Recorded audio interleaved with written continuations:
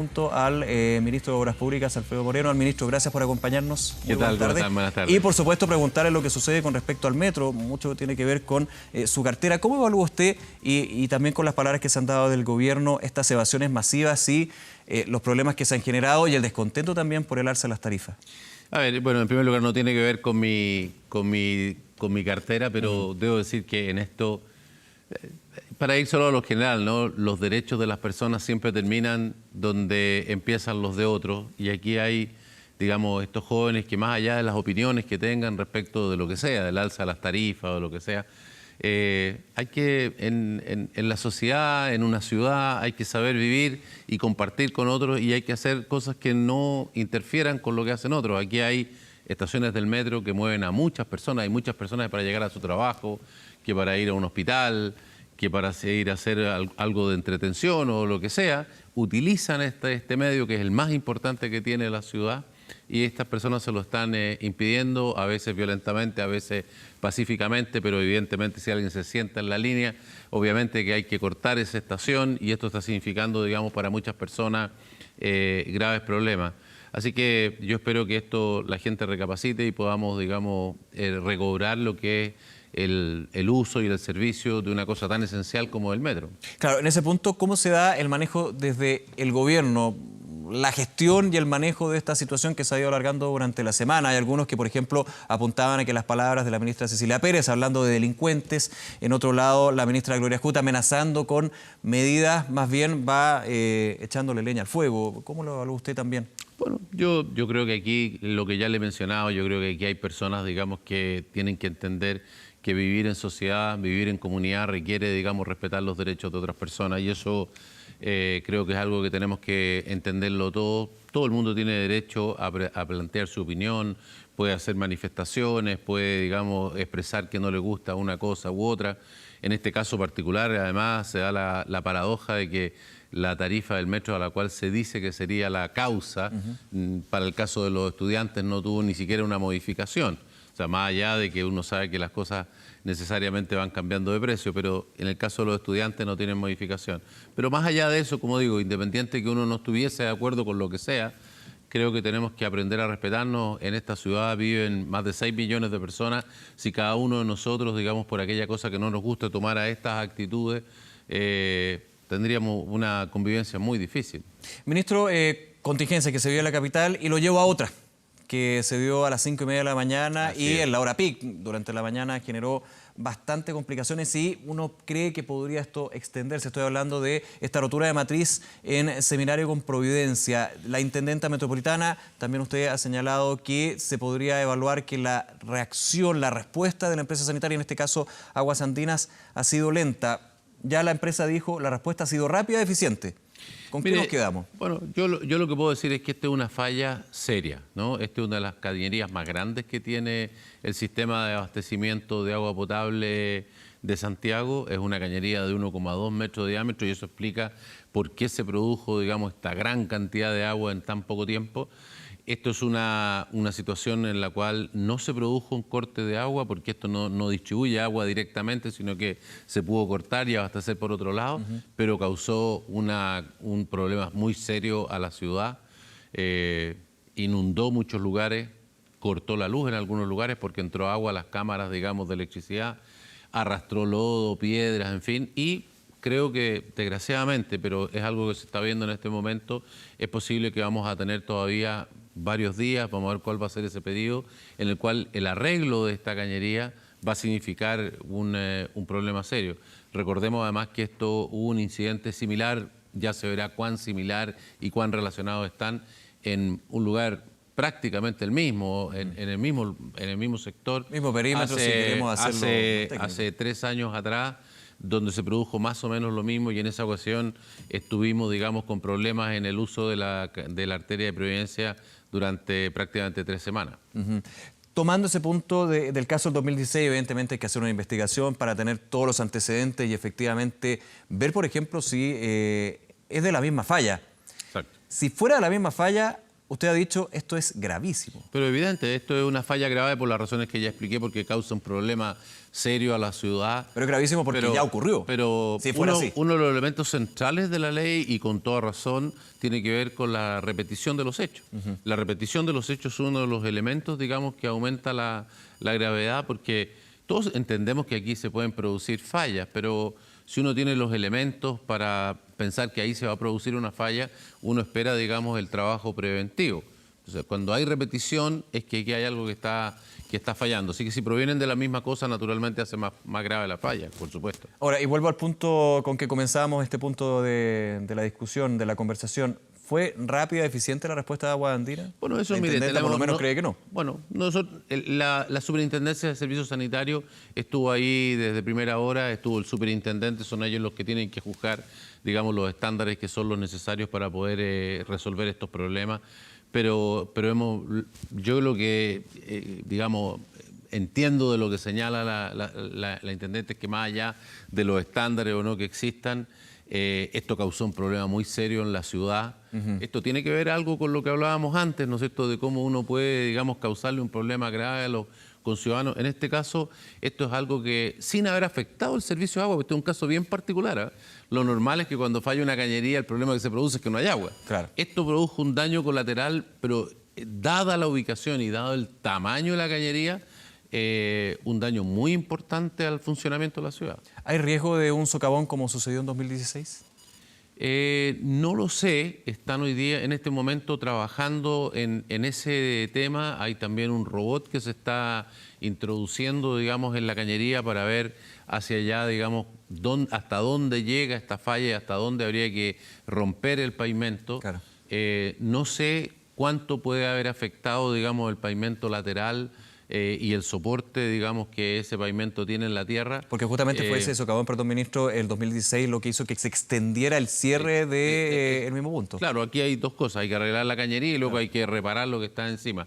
Así que no le sabría decir, pero digamos, pero lo que sí le puedo decir es que la cantidad de agua fue muy grande, que arrastró lodo, piedra y qué sé yo, así que por lo tanto algo hay de falla en el terraplén, pero es algo que en este momento se está trabajando. Evidentemente hoy día, en este momento, el foco está en ver cuál es el problema en la cañería y cuál es la forma más rápida de poderla corregir, y luego de eso, digamos, va a venir el problema del pavimento. Ahora, todo dentro de la investigación, hay que ver cuáles son los datos que se van obteniendo del trabajo en terreno, pero de alguna manera también le hago la pregunta, y está el antecedente del 2016, que desgraciadamente siempre va a aparecer con este caso. Lógico. Siempre va a aparecer. Y con razón. Y justamente hoy día el superintendente de Servicios Sanitarios señalaba, bueno, se le preguntaba por 2016 y se decía, bueno, todavía no hemos podido concluir este caso porque finalmente terminamos judicializándolo, pasamos a la Corte Suprema porque Aguas Andinas no quiso permitirle a los empleados de la empresa, que eran necesarios en ese punto, entregar declaraciones. Es que esto es un punto... Esto es claramente un precedente que aquí podría suceder, ¿no? Este es un punto muy importante que por lo demás lo teníamos detectado desde antes. Nosotros, el presidente está enviando al Congreso una nueva ley de servicios sanitarios y este es exactamente uno de los puntos que hemos dicho que se va a modificar. Es una cosa bien curiosa, pero esta ley, a diferencia de otras leyes de los servicios, digamos, de la superintendencia, para citar testigos, porque aquí se impone una multa, la empresa presenta sus descargos y se puede pedir un periodo probatorio para ver cuál de las dos, digamos, elementos que se han señalado son los correctos. Y está muy bien, pero para poder hacer eso hay que citar personas. La ley actual establece que este sistema de citación tiene que hacerse a través de un juez. Entonces la superintendencia tiene que ir a un juez. Claro. Entonces, una vez que el juez, que se demora, imagínense usted cuánto demora, porque no es la tarea más importante de un juez decidir si se puede citar a Pedro o a Juan. El juez con muchas causas también. Y adicionalmente a eso, una vez que el juez determina, bueno, uno va a la Corte de Apelaciones, cuando termina, apela a la Corte Suprema, y por lo tanto esto puede ser un proceso muy largo. Esto es lo que ha sucedido en este caso. Por lo tanto, la nueva ley que vamos a tener en esta materia, el proyecto que hemos enviado o que vamos a enviar, lo que señala es que, igual que en el resto de la superintendencia, la superintendencia puede directamente citar a los testigos y tiene la obligación de presentarse, y ella tiene la autoridad, no tiene que ir a pedirle a nadie. Es evidente que la autoridad regulatoria tiene que tener, digamos, esta posibilidad, porque si no los procesos se alargan de la manera que se ha alargado que recién está cercano a poder tener una decisión final en la etapa de la superintendencia, porque aquí lo que se ha judicializado no es la multa. Luego va a venir Claro. uno, obviamente. Y De toda hecho, se llegó a un persona, acuerdo con el municipio. Por eso que todo eso viene después. O sea, una vez fijada la multa, la compañía, por supuesto, que puede reclamar en los tribunales como cualquier chileno y cualquier empresa, pero esto no tiene que ver con eso. Esto simplemente hemos demorado a raíz de esta norma, que es una norma que nosotros consideramos que no corresponde y que hay que modificar, y hay que modificar ya. Cambia esto. La otra cosa que también se está modificando en el proyecto de ley es que las multas se incrementan sustantivamente, que se suma al hecho de lo que ya cambió la ley del consumidor, que subió enormemente, digamos, lo que son las compensaciones, que son dos cosas distintas. Son cosas distintas la multa y la Pero compensación. las compensaciones, en este caso no hay compensaciones a los usuarios del agua potable porque no hubo alteración del agua potable, es un caso bien particular. Sí, compensaciones para quienes se le inundó, por ejemplo, Por el supuesto, inmueble. exacto, pero que no van por la ley del consumidor porque es otro tema. Pero aquí hay compensaciones por eso, pero además de eso hay multas, ¿no es cierto?, por lo que establece la ley. Las multas con la nueva ley van a subir sustantivamente. Tenemos este caso y también lo que ha sucedido con otras empresas de servicios sanitarios, en este caso SAL, usted estuvo ahí Sí, en Osorno. en Osorno, también más al sur hubo un par de... Le hago la pregunta, se está generando también una mirada bastante crítica a las empresas de servicios sanitarios. El gobierno ha dicho, usted lo ha dicho también, se van a ingresar proyectos de ley para que esta convivencia entre empresa y ciudadanía y Estado sea de alguna manera más comunicada y funcione, y que finalmente también haya obligaciones para todas las partes. Esto está demostrando de alguna manera, porque claro, la situación de Providencia, uno diría, dentro de toda la red de tuberías de Santiago son casos aislados, ok, pero que se dé en el mismo punto llama la atención. En este sentido, ¿hay una mirada, usted cree, bastante negativa de las empresas de servicios sanitarios? A ver, Con este tipo de casos que se dan en un año, digamos. A ver, yo creo que en esto hay que mirar las cosas y mirar lo bueno y mirar lo malo, ¿no? Y lo malo son algunas de las cosas que estamos conversando. Yo creo que lo de Sal en Osorno fue intolerable. Fue algo que, digamos, que obviamente la ciudadanía, para qué decir la gente de Osorno, no puede, digamos, aceptar esa cantidad de días, ese tipo de errores, ese tipo de problemas. Debo decir que el resto de los casos, usted mencionó, dijo, hay otros casos. Los otros casos no son empresas sanitarias porque hay que tener cuidado. Sí. Son empresas, digamos... Tiene toda la razón.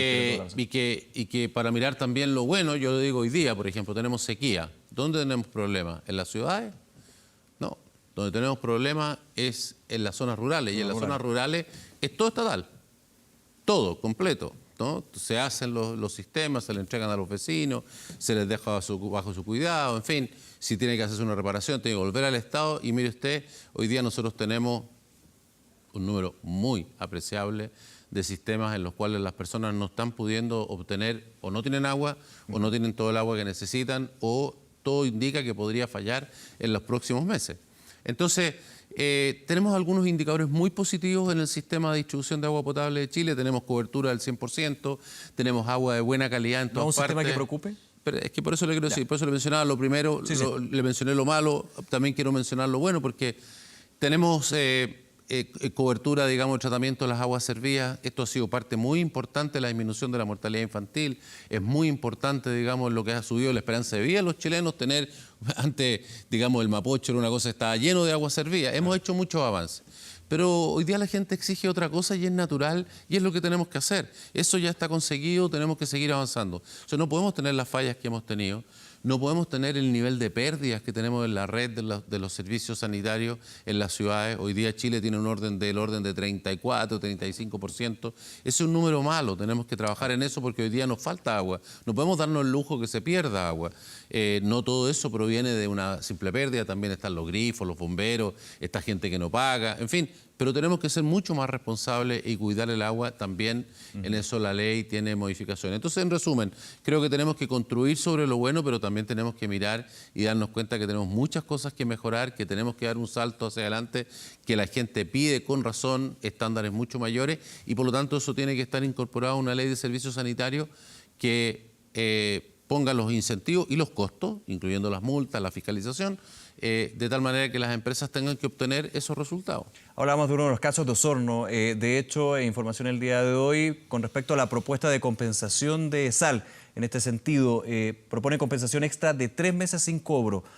dentro de lo que también ha estado en la mediación colectiva y la ley. ¿Cómo evalúa usted ya este punto con respecto a la compensación ya pasada la emergencia? No conocía ese dato porque lo ha visto el Ministerio de Economía, pero debo decir que estas compensaciones, digamos, se suman a los que establece la ley, digamos, del consumidor, que son totalmente nuevos, solamente existen del año 2018. La ley para conocimiento de hecho, con este caso de Sal, perdón, se comenzaba a aplicar... Se inaugura, claro. Se inaugura la ley. Se inaugura en esta materia porque la ley de servicios sanitarios tampoco incluía estas compensaciones y por lo tanto al no incluirlas se aplica la ley del consumidor.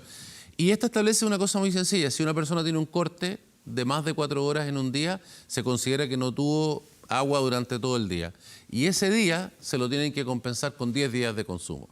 Entonces es un monto apreciable. O sea, si estamos hablando de 11 días, como fue el caso de Osorno, estamos hablando de 110 días, o sea, significa que la compañía deja de tener ingresos por casi 4 meses, ¿no? Entonces, y a eso lo tenemos que agregar, digamos, los días adicionales que tú me estás señalando, que no tengo la información y que han sido negociados, digamos, con el resto de la gente, porque evidentemente este es un pago, digamos, genérico, pero hay personas que reciben un daño muy superior. Claro. Imaginémonos una persona que tiene una enfermedad en particular, que tiene imposibilidad de poder moverse, que le cuesta mucho más ir a abastecerse del agua, o una persona que tenía un restaurante y lo tiene que cerrar. Por no tener agua, obviamente. No un problema que le devuelvan el valor del agua, es que dejó de poder operar, tuvo que cerrar, seguir pagando los sueldos, seguir pagando el arriendo, seguir pagando todo, y no tuvo ningún ingreso. Entonces, obviamente eso no lo va a compensar por el hecho que le devuelvan 10 veces el valor del agua. Entonces está pensado en un consumidor de una casa, ¿no? Pero no está pensado en una persona que tiene una actividad donde el agua hace que tenga una pérdida mucho más grande, así que me parece muy bien que se establezcan otras compensaciones adicionales. De estos 11 días sin agua potable en Osorno, ¿qué lecciones se aprendieron por parte de la cartera y también del gobierno con respecto a un tema? Bueno, respecto de lo que es el gobierno y la autoridad, y en esto incluyo también los parlamentarios que han estado muy encima de este tema, lo que se ha aprendido justamente lo que estábamos hablando antes, o sea, todas las cosas que tenemos que mejorar y que se incluyen, digamos, en este proyecto de ley que te acabo de mencionar. Yo espero también que desde el punto de vista de las empresas, digamos, hayan entendido que el nivel, digamos, de servicio que tienen que prestar por muchas, digamos, cosas positivas que se hayan logrado en tiempos anteriores, hoy día no es suficiente y hay que hacer un esfuerzo para hacer varios metros más allá, digamos, los servicios que tenemos. Ministro Moreno, por último, consultarle por este decreto que suma a Lo Barnechea, Vitacura y Las Condes como zonas de escasez hídrica. ¿Por qué se define a estas comunas que tienen una particularidad con respecto a otras comunas del país dentro de aquellas que están con escasez hídrica? Bueno, por la siguiente razón. El río Mapocho, que es muy importante, digamos, del abastecimiento de agua potable y también para regar, para riego en varios sectores, digamos, no en esa comuna, sino que en otros lugares, hoy día está con un déficit que es muy importante. Hoy día, en el mes de septiembre, por ejemplo, tuvo una caída en su caudal del 83% comparado con lo que es histórico. Históricamente, en los meses de septiembre teníamos un promedio de 8 metros cúbicos por segundo. En este momento, en este septiembre, tuvimos 1.4, o sea, es una caída enorme. El Maipo, por ejemplo, que es otro de los afluentes que abastece Santiago, ha tenido una caída del 39%. El Mapocho, 83%. Entonces, tenemos un problema muy serio, digamos, en el caudal del Mapocho. Y ese río, lo que sucede es que sus aguas se dividen para ser usadas no en Vitacura, Las Condes y Lo Barnechea, sino que más abajo, pero se dividen en ese sector, ¿no? Aguas arriba. Entonces hay que tomar el Mapocho arriba para que, ¿no es cierto?, el decreto de escasez, ¿para qué sirve? Sirve para que la autoridad, en este caso la Dirección General de Agua, quede con la autoridad de poder modificar el uso de las aguas. Es decir, para entenderlo, la medida no apunta principalmente a que haya un problema de uso de aguas en esas comunas, sino que para adelantarse a donde pasa. Exactamente. Eso, por supuesto, puede ser, por ejemplo, Lo Barnechea o algunas partes ocupa agua del Mapocho, así que eso podría, pero el punto central es el decreto apunta a cambiar la autoridad sobre lo que se puede hacer con el agua, pasa a ser de la Dirección General de Agua, que puede intervenir esto, solo si es necesario. Naturalmente no lo vamos a hacer si no es necesario, pero si es necesario poder distribuir esto siempre privilegiando el consumo humano, y por esa razón hay que hacerlo sobre el lugar donde se puede ejecutar esa autoridad, que en este caso es en el lugar donde se produce la división del río. Bien. Ministro, muchísimas gracias por No, gracias a ustedes. Que esté muy bien, hasta luego. Hasta luego.